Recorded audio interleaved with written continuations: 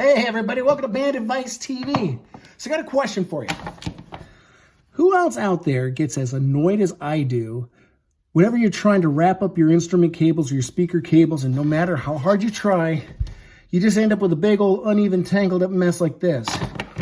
And I tell you what, at the end of the evening when the gig's over with, the last thing you want to do is sit there and try to make your cables look neat. But I may have a suggestion for you. I may have a tip for you. So, why don't you stick around? I am your host, Mark Allen V, and this is Tips, Tricks, Giggles, and